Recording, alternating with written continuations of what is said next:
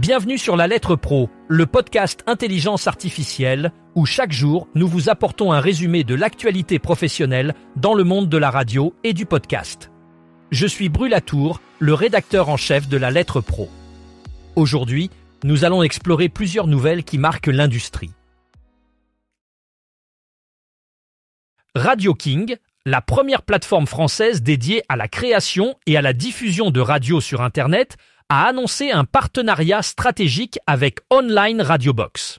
Online Radio Box est un annuaire de radio et une plateforme de streaming qui offre une large visibilité aux stations de radio.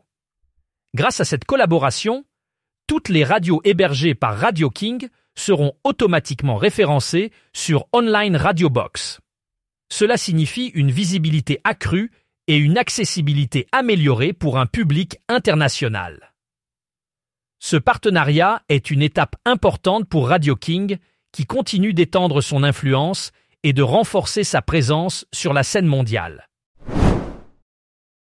Nathalie Marquet-Pernaut, ancienne Miss France, se lance dans une nouvelle aventure radiophonique en devenant la voix des matinales de la station Forum.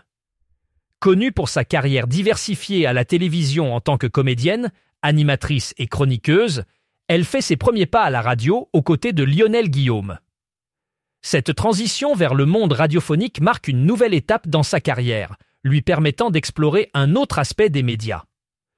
Forum, station régionale bien ancrée, bénéficie désormais de l'énergie et de la notoriété de Nathalie Marquet-Pernaut pour dynamiser son créneau matinal. Cette collaboration promet d'apporter un souffle nouveau et de séduire un public élargi. Pour Nathalie, c'est l'occasion de démontrer une fois de plus sa polyvalence et son talent dans un domaine où elle n'avait pas encore laissé son empreinte. Ce lundi 24 mars marque le début de la 6e édition de l'Opération Pièce Rouge, une initiative de solidarité lancée par Bell RTL au bénéfice du Télévis. L'objectif est de collecter le maximum de pièces rouges, jaunes et bicolores, ainsi que des billets pour contribuer au compteur du Télévis 2025. Les auditeurs sont encouragés à fouiller leurs poches pour retrouver les 4 233 420 527 pièces encore en circulation en Belgique. Cette année, l'animatrice Bérénice, accompagnée de Léon, ira à la rencontre des élèves dans les écoles tous les mardis et jeudis, du 24 mars au 24 avril, pour peser les pièces collectées et vivre des moments d'émotion. La collecte débute avec une émission spéciale en direct depuis l'école Saint-Antoine de La Louvière.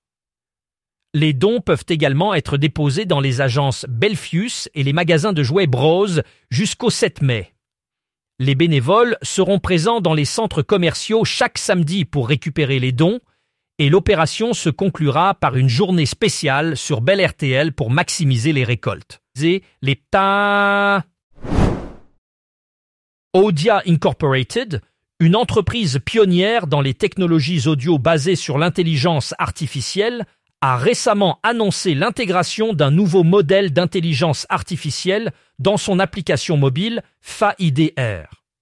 Cette innovation permet aux utilisateurs abonnés de transformer leur expérience d'écoute sur toute station de radio FM musicale. Désormais, ils peuvent profiter d'une diffusion composée uniquement de musique, sans publicité ni intervention d'animateur. Cela signifie que les utilisateurs ont le contrôle total sur leur expérience d'écoute en choisissant de désactiver les segments parlés pour se concentrer exclusivement sur la musique. Cette fonctionnalité révolutionnaire apporte une nouvelle dimension à l'écoute de la radio, répondant aux besoins des auditeurs qui préfèrent une expérience musicale ininterrompue. En offrant cette option, Audia Inc. continue de repousser les limites de l'innovation dans le domaine de l'audio numérique. Le rapport annuel The Infinite Dial, réalisé par Edison Research avec le soutien d'Audacy, Cumulus Media et SiriusXM Media, révèle des tendances numériques significatives aux États-Unis en 2025.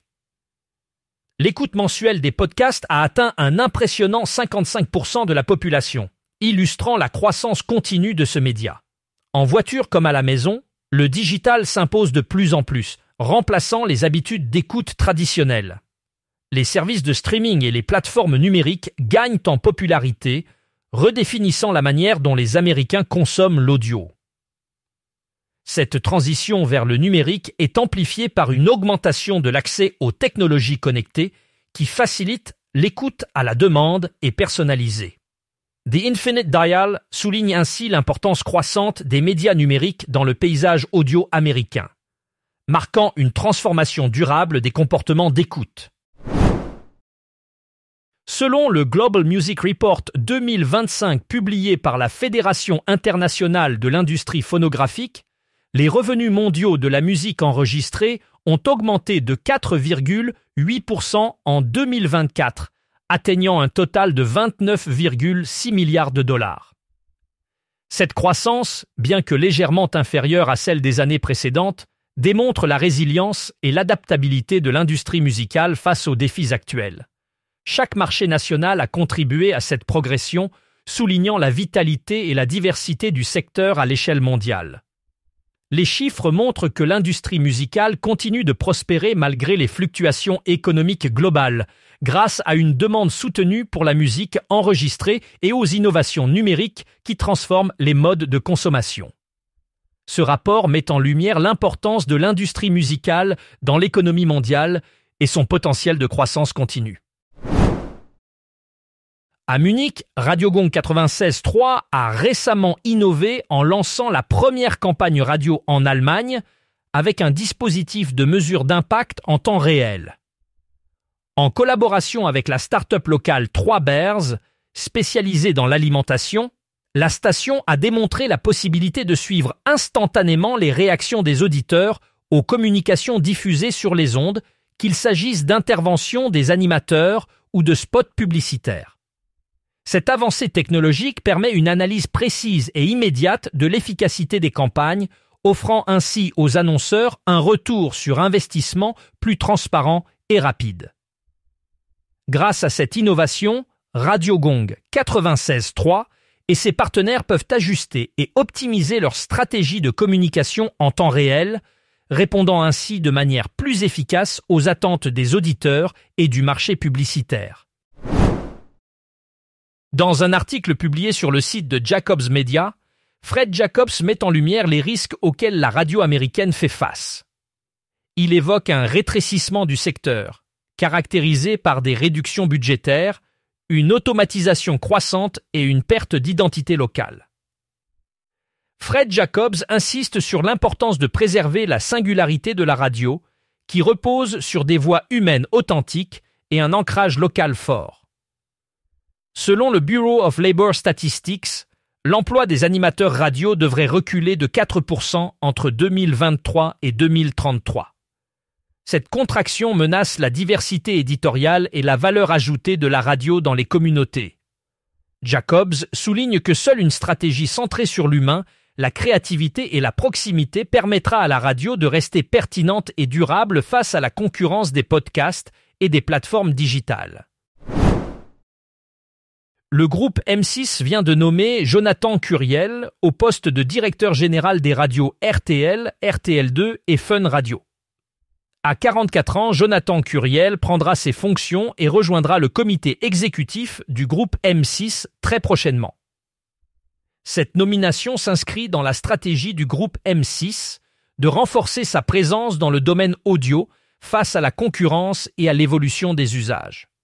Jonathan Curiel aura la charge de piloter et développer la stratégie audio du groupe, en impulsant de nouvelles dynamiques et en accompagnant les évolutions éditoriales et technologiques. Avant cela, Jonathan Curiel était directeur des contenus de France Inter, où il siégeait également au comité de direction. Sa nomination intervient à un moment crucial où les radios doivent s'adapter à la transformation numérique et à la concurrence des plateformes audio.